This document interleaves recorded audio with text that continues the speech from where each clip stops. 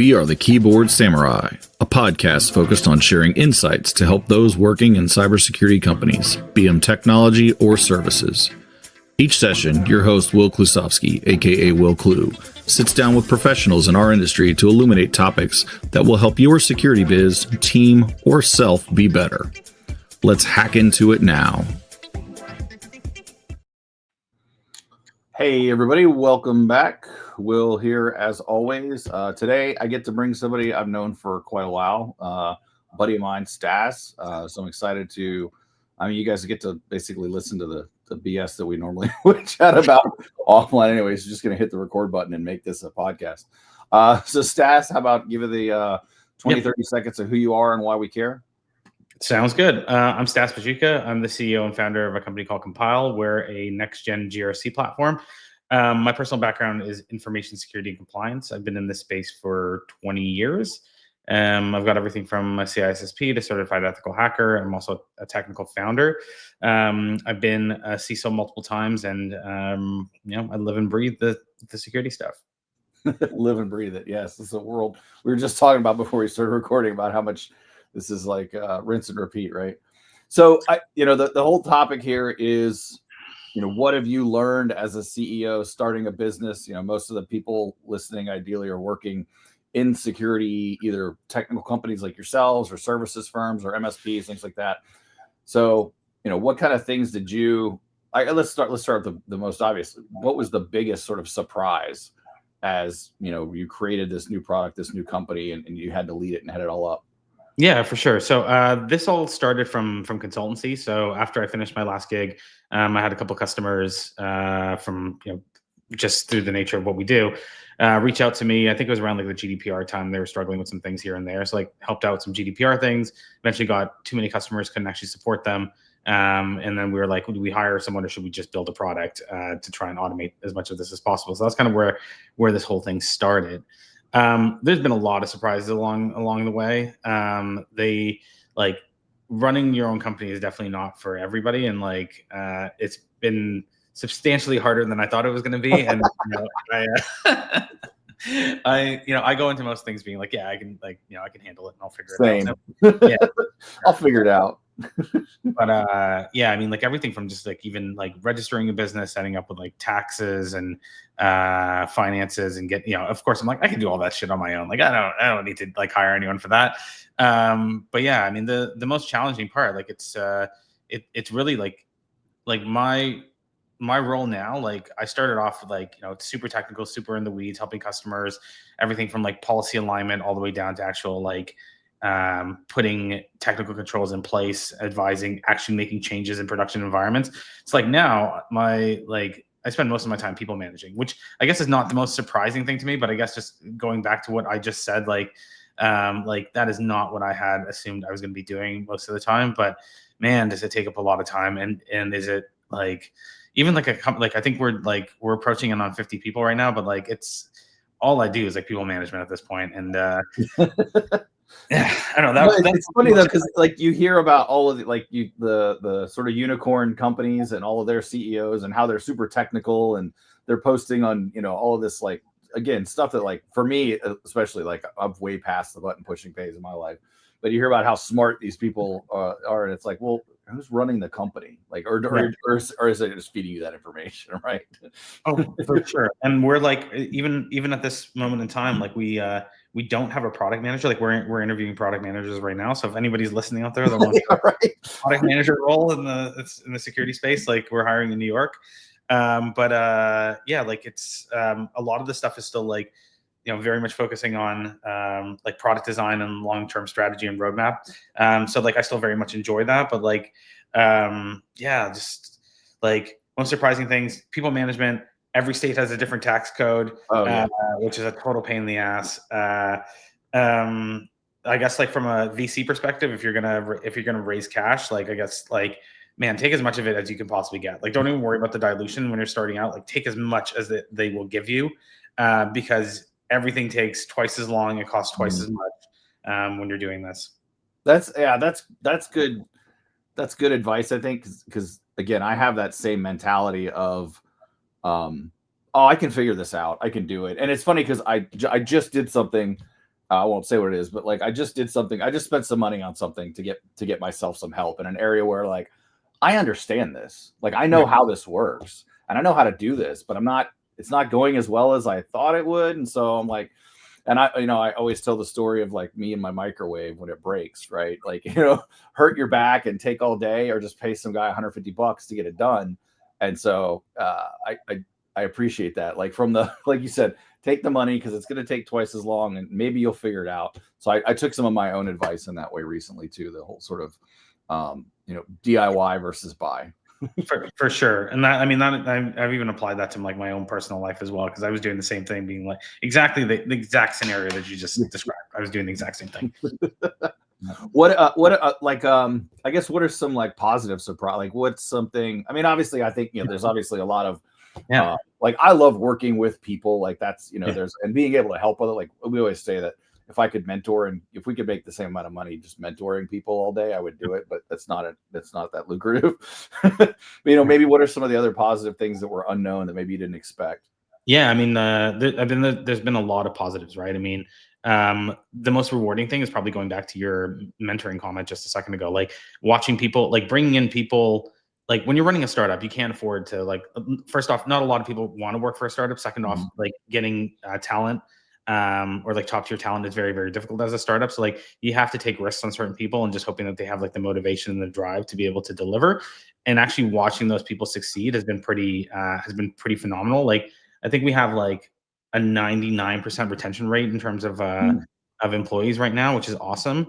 And a lot of them, like we were picking up as interns, and we still are now. Also, plug if anyone's an intern that wants a job, we're also hiring.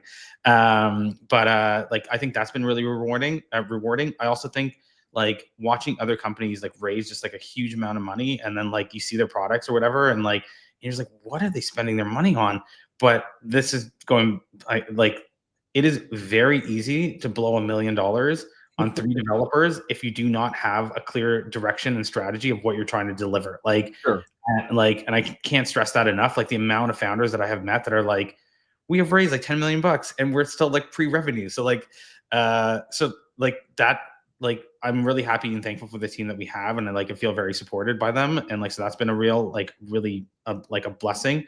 And I'm like really, really passionate about like the product that we built, and I think it's really neat. What else? Getting to know a whole bunch of people. Like before I started doing this, like I think my network was like less than 1,000 people, and like now I can't even remember what I'm at right now, but like something like 12,000 on LinkedIn. But like just like I like if I need something now, or like I need to get in front of somebody, like I have ways to get in front of those people, like which I've never had access to before, and it's actually quite like it's quite rewarding, and like the amount of, like also meeting the amount of other founders or CEOs, like sharing war stories has been really fun. Yeah, and I actually have been enjoying like the event circuit as well, which I've never like. My focus is now people management, going to events, back to people management, like that. Yep. That's what I'm doing. But I like it's stuff that I haven't really done before, and it's been pretty fun. It's all demand gen, represent the product, get the word out there. Like, yeah. Well, Oh and man, it's interesting. There's somebody, I can't remember the guy, but he runs he does specifically product management, I think, sort of placement. And he was talking about how somebody had a job description for like 140K for like a product manager. Yeah. And he's like, you're not going to find, I was like, no, you'll find somebody. It may not be the right person, but if you get lucky, I mean, I love the idea with the interns. And I think that's something people can really take is there are so many people out there who are hungry and want to learn.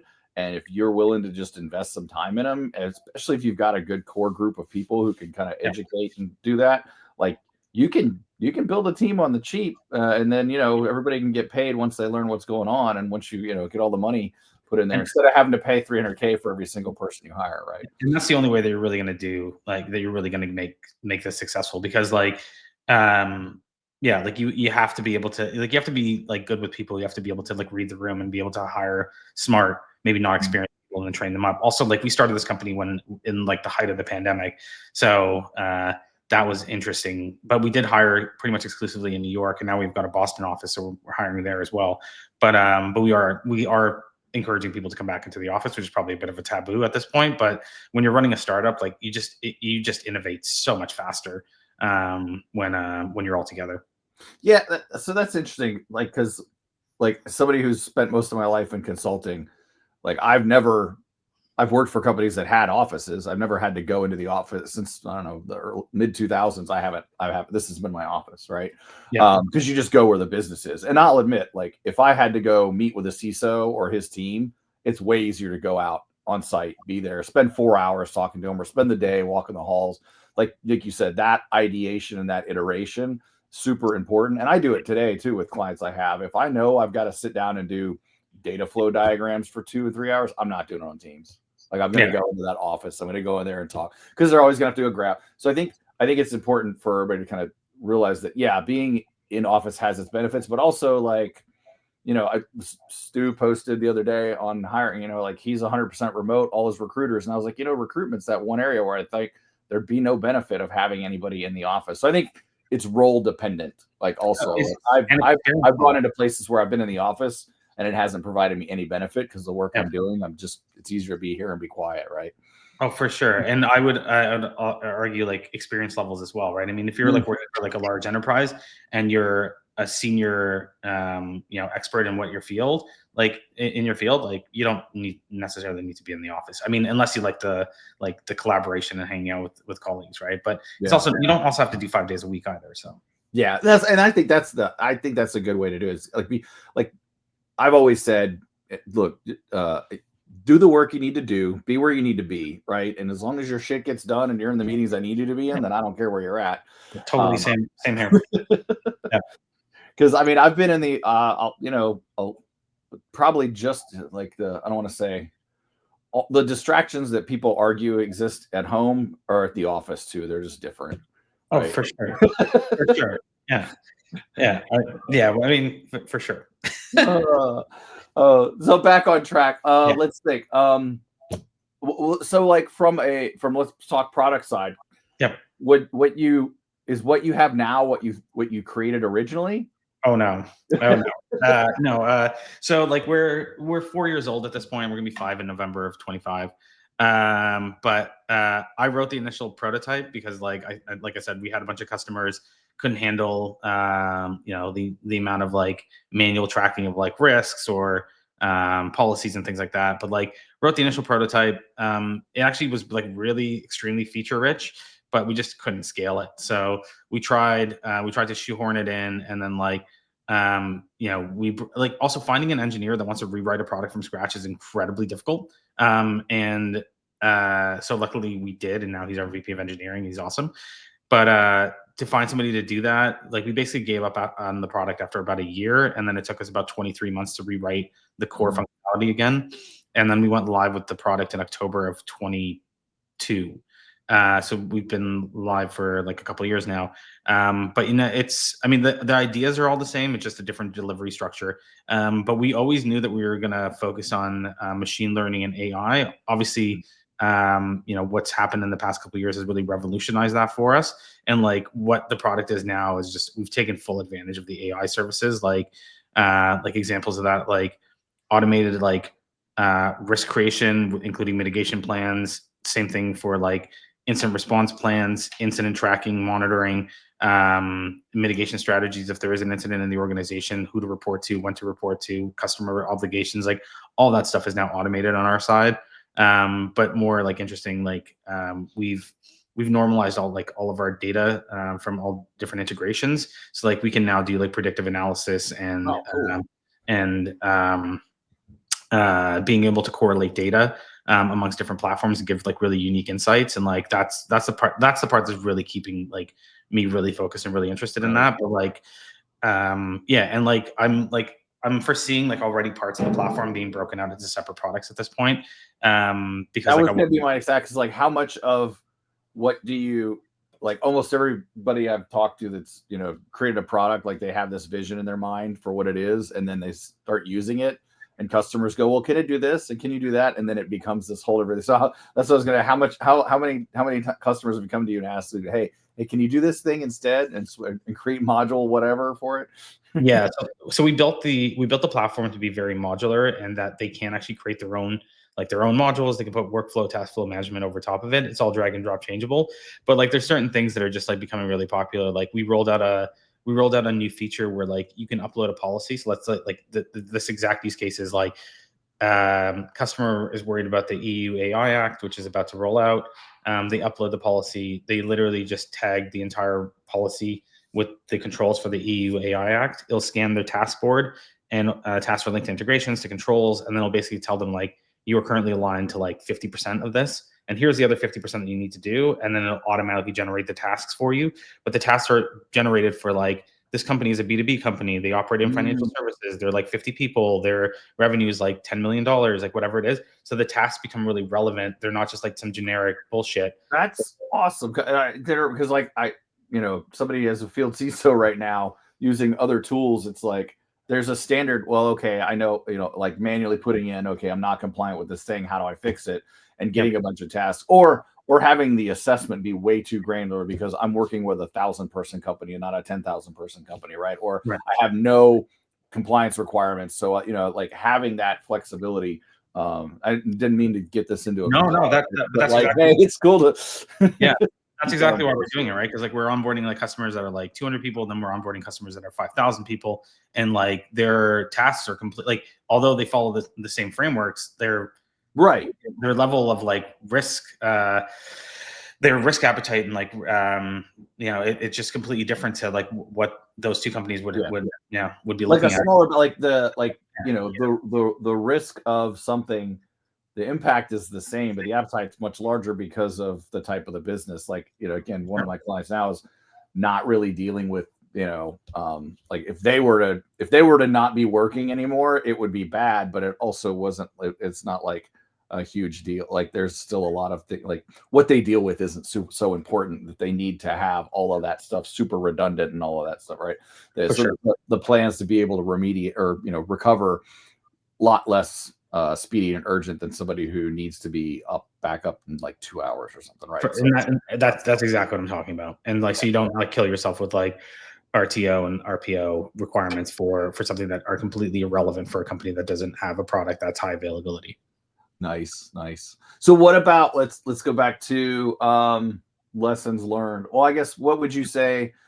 What did you learn that you wish you knew early on? Like, so somebody else is like, hey, I want to do this. What advice are you going to give them right now? Prove out that that there's actually a need for the product. Like literally, everyone says this and like no one actually follows it. But like, talk to like your like some of your potential customers and just ask them if they'll actually like ask them. Like, not only is like, would this be useful? And they come back and they're like, yeah, this would be useful. Will you actually pay for it? Right. Would you pay for this? Yeah. So that would be the main question. I also think like now with like before having access to things like, ChatGPT or Llama or whatever, like it's so much easier now to prototype something. Like before it was always like like doing the frameworks and then like figuring out what this is going to look like and how it's going to work. Like you can just build a prototype so much faster nowadays. So I would definitely focus on making sure that there's an actual need for the product before you actually go and build it. I would also, like, if you go pre-revenue if you're going to go down the VC route, if you go pre-revenue, you're going to get like they're going to take a huge share. If you go in with some revenue, even if it's like a couple $1,000s that to show that couple customers, you'll get a completely different VC, but also you'll get a completely different valuation on it, which is important. And like I said before, like if you are going down the VC route, take as much money as you can possibly get. Well, what else? Yeah, I mean, like I strategically planned like what I thought like the first couple of years were going to look like in terms of like scale and growth and like problems. And then I did a whole bunch of like there's actually there's a book out there that's actually free. It's available on the internet. It's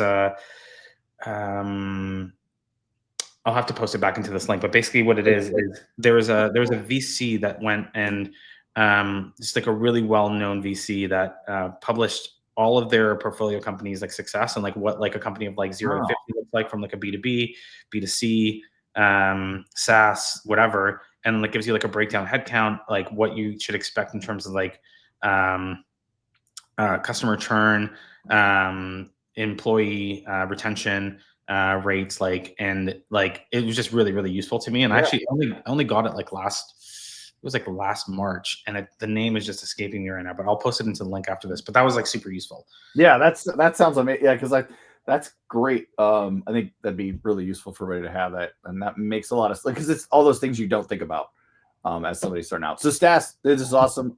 We could talk for hours. But where can anybody find you if they want to on the interwebs? Yeah, no, absolutely. So if you're in the market for GRC or just want to talk shop, you can get me at stas@compyle.com, which is STAS at compyle, COMPYL.com. Or you can hit me up on LinkedIn. I will generally respond, but those are probably the easiest ways to get a hold of me. Nice. All right, man. Thanks for your time, dude. Absolutely. Thanks, Will. See ya. Thanks for enjoying Keyboard Samurai Podcast. If you'd like to engage, find Will on LinkedIn at /WillClue or visit at willclue.me. That's WILKLU.me for more info. Disconnecting now. Synac you later.